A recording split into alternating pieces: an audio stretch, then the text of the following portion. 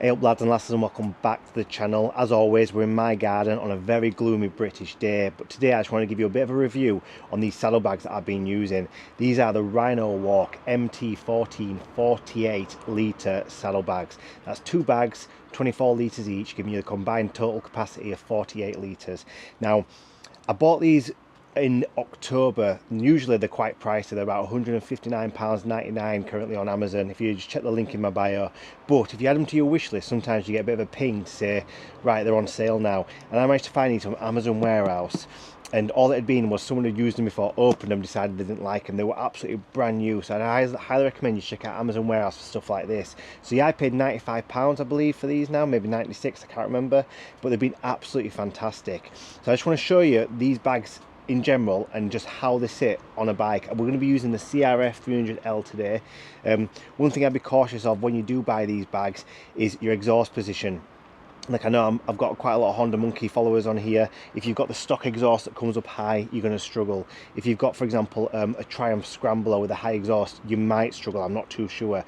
We're looking today at this bike, the CRF. They do fit on my Ducati Scrambler, which does have the low exhaust as well. So that's just one thing to keep in mind before you even think about buying these saddlebags. Now, when it came to choosing some saddlebags, a bit of history for you. I do travel quite a lot, and I have got some saddlebags at the moment. Two 20 litres give me 40 litre capacity, and it's been absolutely fine, to be honest, but all the style of them just wasn't perfect for me. I've been using them on the Honda Monkey, fantastic. I just want something a bit more robust, something that would sit on, like, for example, a CRF and just kind of use all this space. I didn't want it hanging down low and hitting the tyres like my other saddlebags did. So first of all, I looked online. Rhinowalk, it's one of these brands that you know. Everyone knows the name Rhinowalk. If you don't, you do know now. I needed decent luggage size, so these are 48 litres in total, which is perfect for me. I've got a bit of spare if I need it. The other thing is, it needs to be waterproof. These are waterproof. I've looked at the reviews. Everyone's saying they are waterproof, and I've tried them out now, and I can guarantee they are waterproof. And they need to be tough. Now, you can look at, for example, some bags, and you know, they're like just going to fall apart. These, when as soon as you look at them online or in person, which I'll show you in a minute, they're absolutely tough as hell. You can just see that they're welded together properly. They're just sewn perfectly. You can tug the straps. They just feel robust. The other final point was the price. I didn't want to pay Moscow Motor prices or Adventure Spec prices. As much as they're fantastic, I'd love to do that. I am a Yorkshireman with short arms and deep pockets, so the Rhinowalk bags just kind of came in at the not budget, but kind of mid-range bags, and yeah, I can't knock it, to be honest.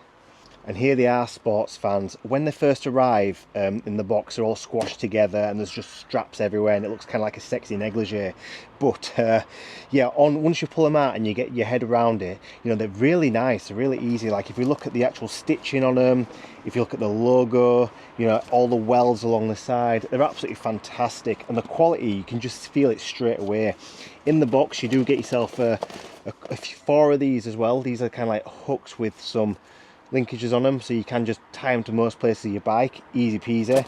You can also, they've got a hole in them, and what I've done to my CRF is I've already put some ratchet straps that I had going, just put a hole in them and use them as extra anchor points. But you could use these, to be honest. I didn't know about that, but I'd already done that. So yeah, you get them out of the box, they're all squashed together, and you just think, what the hell do I do with these? And that's where the problem starts with these. This is the only thing that I didn't like about it. There are no instructions in that box whatsoever. So you've kind of just got to think, well, where does this go? Where does that go?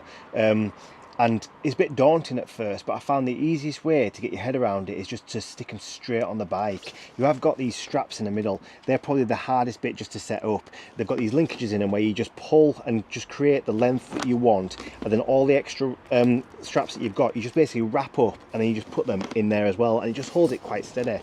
But yeah, look at that from that angle there. These aren't, you know, small. These could be like slippers for a giant or something.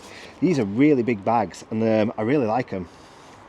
So the best thing you could do, first of all, is whack them on your bike like this. Maybe a bit more gently than I've just done it. But once you get them opened up and you get all them creases out of them, they're quite easy to fill. Now, the best way just to get started with these and get them fitted to your bike properly is just to slap them on, fill them up and slap them on. I've got a sleeping bag in here, sleeping bag in that one. That'll do enough for you. They do roll over at the tops. These are quite difficult though, I find. These little bits stick out at the bottom. But once you do this, roll them over, just crimp them like this, they're solid. I've not had any water come in yet, and I've taken these to Wales so far, and they've been absolutely fine. You've got some straps that come over the top here, which you can just pull tight and then they're solid right there. The other thing you've got is these ones underneath here. You can put stuff under there, and I've been putting my tarpaulin, which I put under my tent. I've just been putting it underneath there, tightening it up, and it's solid. It's not going anywhere. It's a bit grippy underneath there, so it's not going to slide. I have seen people putting like tarpaulin poles or tent pegs underneath there, or tent poles in general, but I'm not going to bother with that whatsoever. So what I like about these Rhinowalks is how simply they fit to the bike. You get these straps with a loop in the end, and when you've got a CRF like mine, all you've got to do is stick them over the metal. It's usually the orange ones right there, there's what I put on. You stick them over the metal, like so it's hard with one hand, and then what you do is you just tighten them up at these little straps there, like if I pull that down, and then you also get one on this side, so you just do the same on there, cross it over the back of the bike, and pull it tight, and bang. They're absolutely solid on there, they're not going anywhere. Now you also get on the front of the bike one of these exceptionally long pieces of strap, and they do it this long so that you can just put it onto any bike like your GSs or your big KTMs, but for a Honda CRF it's a bit overkill. When you are fitting it to your bike, just be careful of your exhaust, you don't want these to burn. I've got a little metal nub there that I wrap it around the front and bring it back tight on it. I could do with cutting these down, but I don't know if I want to need them for another bike in the future because I've got a lot of plans. Instead all I do is tie them up, wrap them up around here, and they've been holding up pretty well, to be honest. So that's it basically, that's how you fit these bags. The strap at the back, the strap at the front, make sure they're tight, and these are going nowhere. They're not going forwards, not going backwards, they're not coming off at the side. It does take a bit of playing around to get these centre straps sorted, but you'll figure it out. Honestly, I wouldn't be daunted by it one bit. I took these to the Bruce Pollard and the Dragon Rally last weekend, and they were absolutely fantastic. I didn't take them off my bike once, I left them on.